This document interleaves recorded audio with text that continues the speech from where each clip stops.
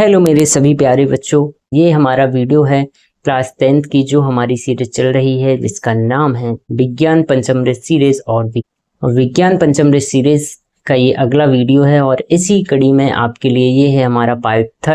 और आज ये चैप्टर नंबर 1 जो आपका अध्याय 1 रासायनिक अभिक्रिया एवं समीकरण, इसका ये आखिरी वीडियो है। और आपके लिए मैं बता दूं, ये जो पंचामृत सीरीज है इसमें हर एक वीडियो में 5 प्रश्नों को हम तैयार करते हैं और उन 5 प्रश्नों के साथ आपकी तैयारी मजबूत हो, ऐसी हमारी कोशिश होती है। इसके पहले जो 2 पार्ट आए हैं उनमें 5 प्रश्न हमने बखूबी बहुत ही अच्छे से समझे हैं और उम्मीद है आप सभी को भी समझ आए होंगे। वीडियो को लाइक करके शेयर जरूर कर दिया करें अपने दोस्तों में और उनसे भी कहें कि इस चैनल से जुड़ें। तो आज के हम जो क्वेश्चंस बचे हुए हैं, आज 5 प्रश्न तो आपके लिए नहीं हैं। क्यों?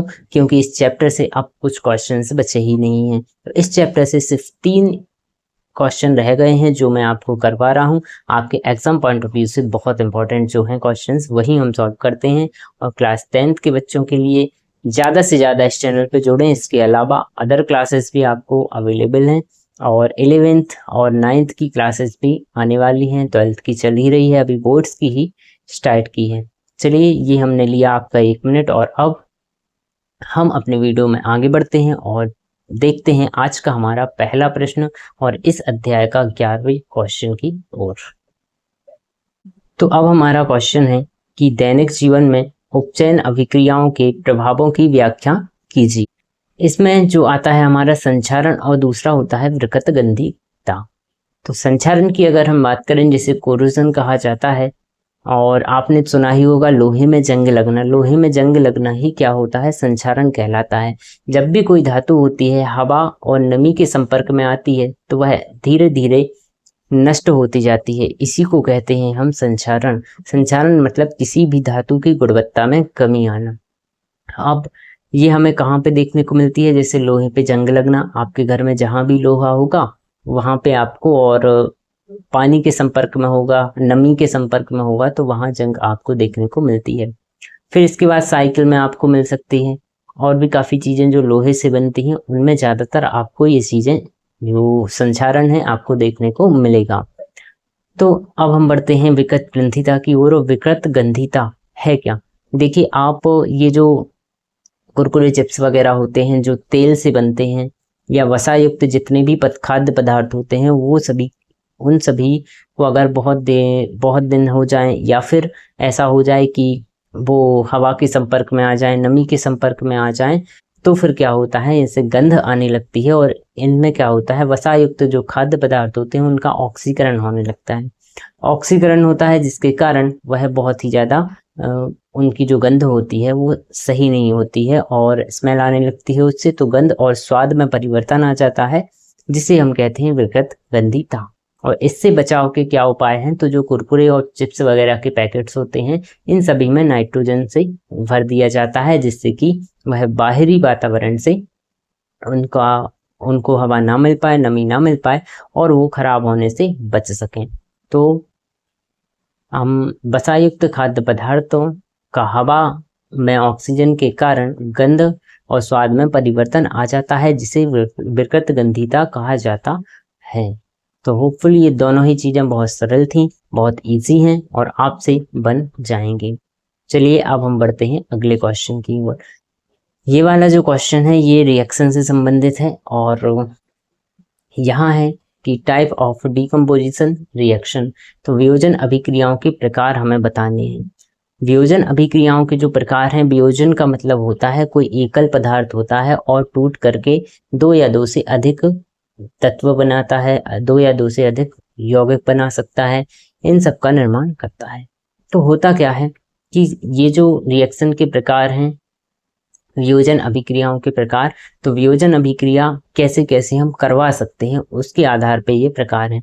जैसे कि हमें वियोजन करवाना है तो हीट आप दे सकते हो ऊष्मा देकर, दूसरा हम लाइट दे सकते हैं प्रकाश देकर, और तीसरा है हमारा इलेक्ट्रिसिटी या विद्युत देकर हम किसी भी तत्वों का, किसी भी यौगिक का हम वियोजन करवा सकते हैं। तो पहला है यहाँ पे हीट के द्वारा। हीट के द्वारा मतलब गर्म करके।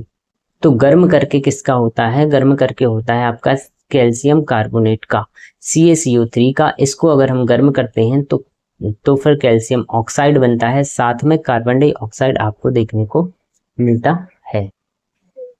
और जो हमारा कैल्शियम कार्बोनेट होता है वो पहले गर्म करने से पहले आपको ग्रीन कलर का देखने को मिलेगा, और जैसे ही हम गर्म करते हैं तो गर्म करने के बाद आपको ये व्हाइट से कलर का देखने को मिलता है। अगला जो हम वियोजन अभिक्रिया करवा सकते हैं वो हम करवा सकते हैं किससे? लाइट के द्वारा। अब जो लाइट है वो आप सूर्य का प्रकाश भी हो सकता है या फिर किसी भी तरह की लाइट भी हो सकती है। तो होता क्या है, जब AgCl को हम सूर्य के प्रकाश में रखते हैं तो फिर आपको ये रिएक्शन देखने को मिलती है, और सिल्वर क्लोराइड जो होता है AgCl होता है, वाइट कलर का होता है, और सूर्य के प्रकाश में आने पर यह Ag मतलब कि सिल्वर में और क्लोरीन में अलग अलग डिवाइड हो जाता है, टूट जाता है, और यहाँ पे जो सिल्वर होता है वो धूसर हो जाता है, भूरे से कलर का हो जाता। फिर इसके बाद जो अगली रिएक्शन हो सकती है, अगला वियोजन हो सकता है वियोजन अभिक्रिया में, तो फिर ये हो सकता है आपका इलेक्ट्रिसिटी देके, मतलब जल अपघटन आप करवा दें, मतलब किसी भी चीज में हम विद्युत के द्वारा ऊष्मा देते हैं तो फिर वियोजन अभिक्रिया हो सकती है। तो विद्युत धारा के रूप में ऊर्जा की आवश्यकता होती है, उसको हम बोलते हैं कौन सी? विद्युत वियोजन। तो यहाँ पे पानी का विद्युत वियोजन, जल का विद्युत वियोजन, इससे पहले की वीडियो जो आई थी उसमें भी एक क्वेश्चन था, वहां पे भी समझाया था। तो H2O जो है इसमें हम इलेक्ट्रिसिटी देंगे तो हाइड्रोजन और ऑक्सीजन दो अलग अलग हमें तत्व में या फिर गैसों में ये डिवाइड होते हुए दिखें। अब ये तो हो गया हमारा सेकंड क्वेश्चन। अब एक क्वेश्चन और बचा हुआ है इस चैप्टर का, जो मैं आपके लिए कंप्लीट करवा देता हूँ, फिर ये चैप्टर आपका पूरे से अच्छे से कंप्लीट हो जाए। तो चलिए अब हम आगे बढ़ते हैं, और वो जो लास्ट क्वेश्चन है उसको करवाने से पहले मैं आपको बताना चाहूँगा कि ये हमारे द्वारा बनाए गए नोट्स हैं, और ये फुली हैंड राइटिंग नोट्स हैं, और आप खुद देख सकते हो इनका लेवल कितना अच्छा है। जैसे कि ये समीकरण को संतुलित करना क्यों जरूरी है, इस प्रकार से उसको समझाया गया है। हर चीज का आपको डायग्राम के द्वारा बताया भी गया है। द्रव्यमान संरक्षण, मतलब ये एक ऐसे नोट्स हैं कि टॉपर्स के हिसाब से अगर आपने इनसे पढ़ लिया तो फिर कहीं पे भी आपको आवश्यकता नहीं होगी किसी भी तरह के पढ़ने की। हर एक चीज कवर अप है, आप देख सकते हो। ये हमारा चैप्टर फर्स्ट का है, ये डेमो आप समझ सकते हो। दूसरा जैसे कि ये आप संयोजन अभिक्रिया, और ये सारे चैप्टर्स के नोट्स आपको इस प्रकार से एक अच्छे सीक्वेंस में अच्छे लेवल के नोट्स आपको प्रोवाइड करवाए गए हैं, तो आप इनको भी ले सकते हैं। और नोट्स अगर आपको चाहिए हैं तो फिर आपको क्या करना है, नीचे डिस्क्रिप्शन में मैंने सारी डिटेल्स दी है, एक नंबर दिया हुआ है, उस पर आपको व्हाट्सएप पे मैसेज कर देना है, वहाँ आपको सारी डिटेल्स मिल जाएगी। नोट्स काफ़ी अच्छे हैं, बहुत हाई लेवल के नोट्स आपके लिए बनाए गए हैं। हर चीज़ का डायग्राम दिखाया गया है जिससे कि आपको किसी भी तरह की कोई दिक्कत ना हो पढ़ाई करने में।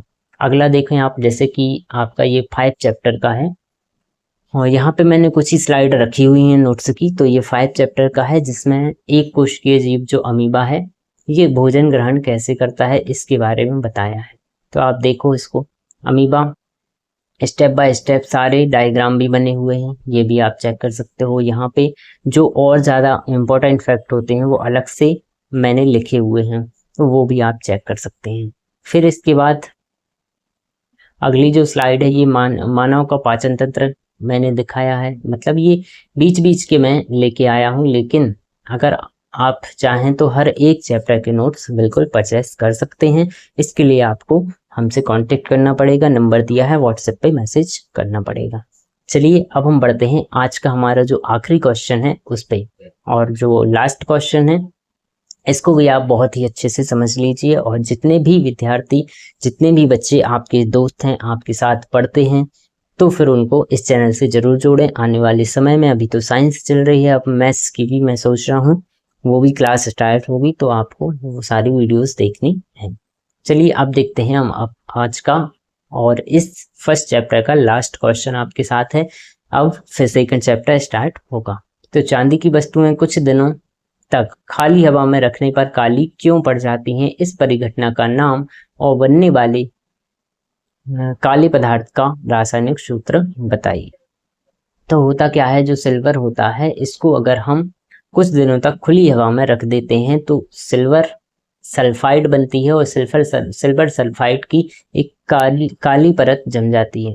और जो हवा में उपस्थित क्या होता है, हवा में उपस्थित होता है आपका हाइड्रोजन सल्फाइड। तो हाइड्रोजन सल्फाइड से जो सिल्वर होती है वो रिएक्शन कर जाती है और सिल्वर सल्फाइड की काली परत चांदी पे जम जाती है और चांदी की सतह कैसी हो जाती है, काली हो जाती है। ये जो परिघटना है इसको संक्षारण कहा जाता है, कोरोजन कहा जाता है या टाइनी सिसिंग कहा जाता है। और बनने वाले पदार्थ का जो नाम होता है उसको बोलते हैं सिल्वर सल्फाइड, जो मैंने अभी बता दिया।